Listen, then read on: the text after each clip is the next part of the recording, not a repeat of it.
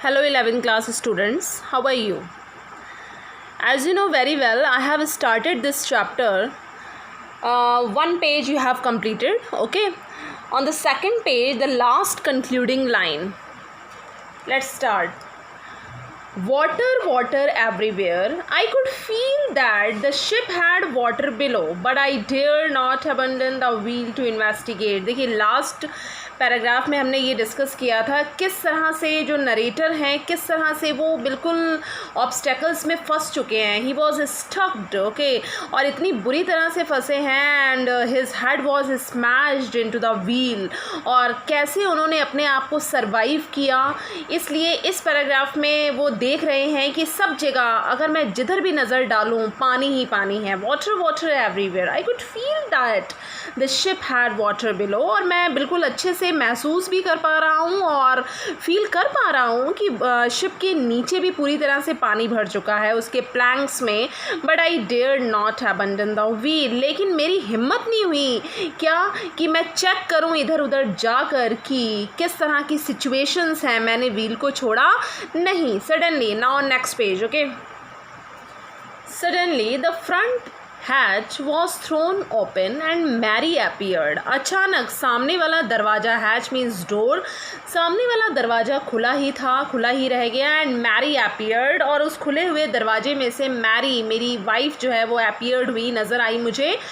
We are sinking, she screamed. वो चिल्लाई बहुत डर के साथ. Due to great fear she screamed a lot. उसने चिल्ला कर कहा क्या कि हम डूब रहे हैं लगता है. The decks are smashed. जितने भी तख्ते थे वो सभी स्मैश्ड हो चुके हैं, बिल्कुल डिस्ट्रॉय हो चुके हैं. We are full of water. हम पूरी तरह से पानी से लथपथ हैं, पानी से भरे हुए हैं. Take the wheel, okay, take the wheel, I shouted as I scrambled for the hatch. मैं धीरे धीरे उस हैच की तरफ बढ़ रहा था, लेकिन मैंने मैरी से कहा कि इस दरवाजे को मत छोड़ना, सॉरी व्हील को मत छोड़ना. लैरी एंड हर्ब, जो क्रू मेंबर्स थे जो इन्होंने ऐड किए थे अपनी टीम में, वर पंपिंग लाइक मैडमैन. वो पानी को बाहर निकालने के पूरे प्रयत्न कर रहे थे. ब्रोकन टिम्बर्स हंग एट क्रेजी एंगल्स. और उन तख्तों पर टूटे फूटे लकड़ी के टुकड़े यहाँ वहाँ फैले हुए थे. The whole starboard side bulged inwards. और जितने भी साइड बोर्ड से साइड ड्रॉर्स थे वो अंदर की तरफ धंस गए थे.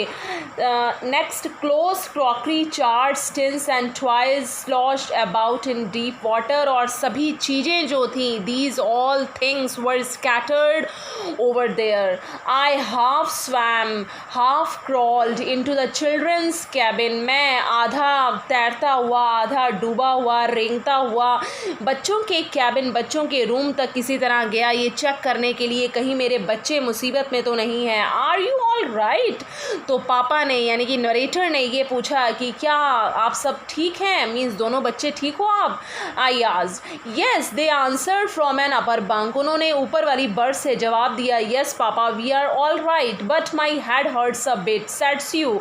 स्यू ने कहा कि नहीं पापा, थोड़ी सी चोट लगी है मेरे हेड पर. Pointing to a big bump above her eyes. अपनी आँख के ऊपर उसने इशारा करते हुए कहा किस तरह से ये सूजी हुई है. I had no time to worry about bumped heads. लेकिन उस समय मेरे पास समय नहीं था उस बम्प्ड हेड को देखने का या उसके बारे में और ज़्यादा कुछ पूछने का.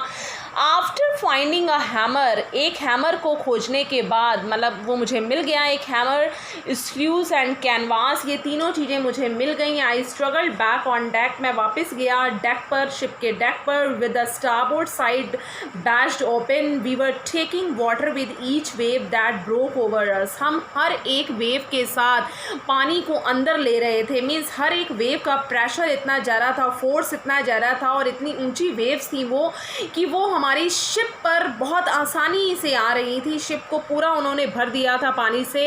If I couldn't make some repairs, यदि मैंने कहीं ना कहीं से कुछ रिपेयर्स नहीं किए, मीन्स पानी जो लीकेजेस हैं वो सही नहीं किए, तो क्या होगा, सारा जो शिप है वो पानी से पूरी भर जाएगी. We would surely sink.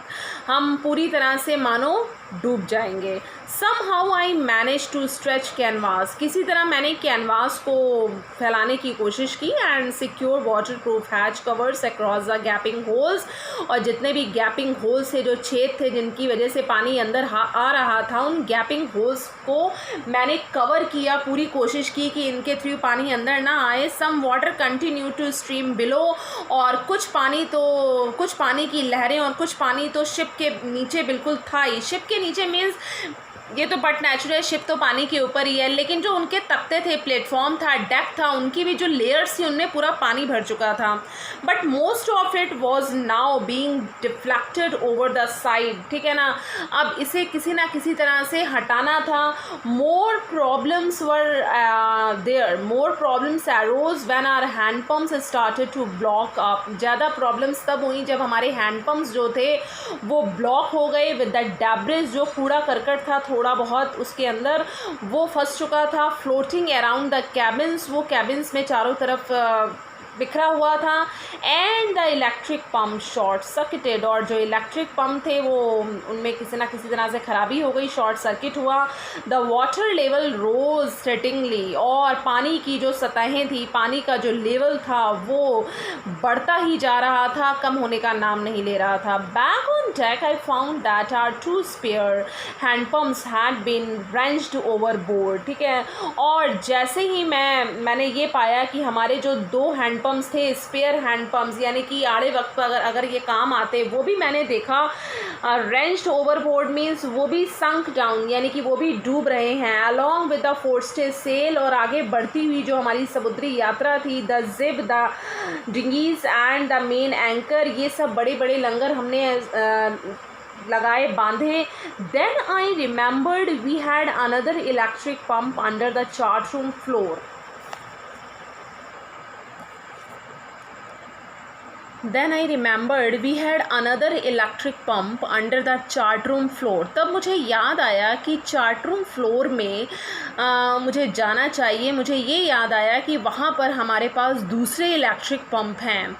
I connected it to an out pipe, मैंने वहाँ जाकर इलेक्ट्रिक पंप को बाहर के पाइप के साथ कनेक्ट किया। And was thankful to find that it worked, और मुझे बहुत खुशी हुई कि ये काम कर गया। The night dragged, okay, the night dragged on with an endless bitterly cold routine of pumping, steering and working the radio. पूरी रात मतलब चली गई, पूरी रात हम एफर्ट्स करते रहे, एंडलेस एफर्ट्स करते रहे, बिटरली कोल्ड रूटीन, और इतनी ठंड में हम पानी को बाहर पंपिंग आउट करते रहे, और steering and working the radio, और रेडियो पर मे डे कॉल्स को रिसीव करते रहे। We were getting no replies to our mayday calls, लेकिन अब ये नौबत आ गई कि मे डे कॉल्स पर भी कोई रिप्लाइज नहीं आ रही थी, which was not surprising in this remote corner of this world, जो कि बहुत सरप्राइजिंग नहीं था ऐसे remote corner of the world में। यानी कि हम तो गतिशील थे, लेकिन संसार के,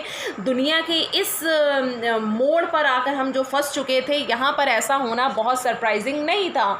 स्यूज हैड स्वॉलोन अलार्मिंगली, यानी कि स्यू का हेड वाकई में चौंका देने वाली थी उसकी पोजीशन।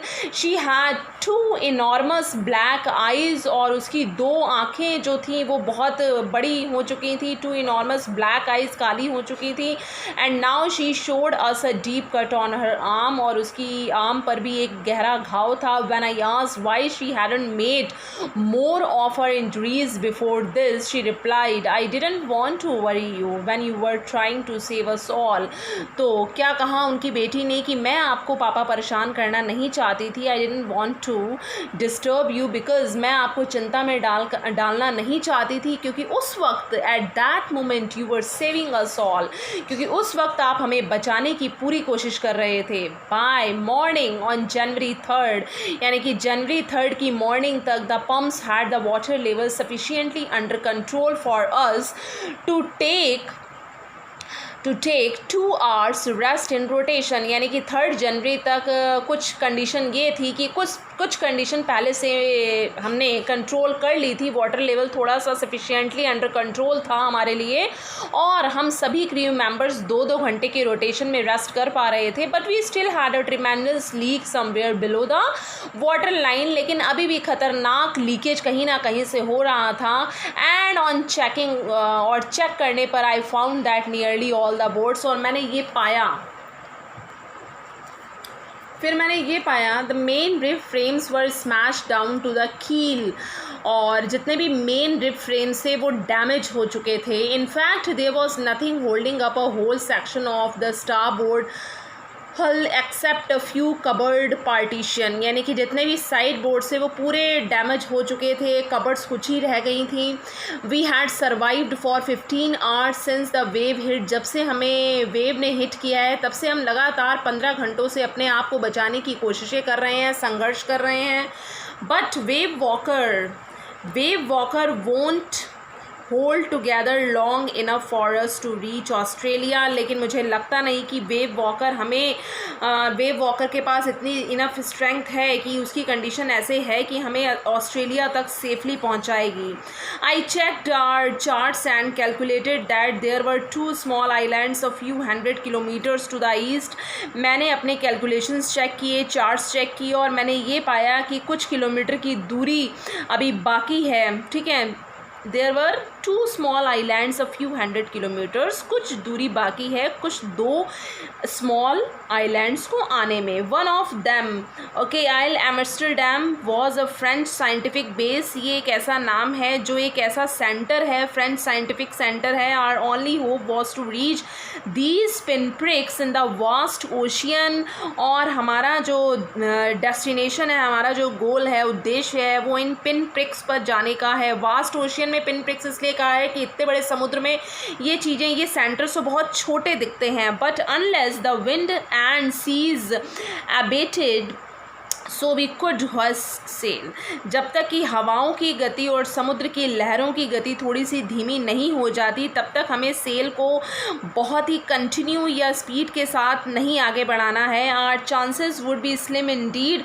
नहीं तो हमारे चांसेस जो हैं पहले से कम हो जाएंगे वास्तव में, और कम हो भी गए हैं। The great wave had put our auxiliary engine out of action, और जो सबसे बड़ी वेव ने हमारे सपोर्टर इंजन को क्या कर दिया है, गतिहीन कर दिया है।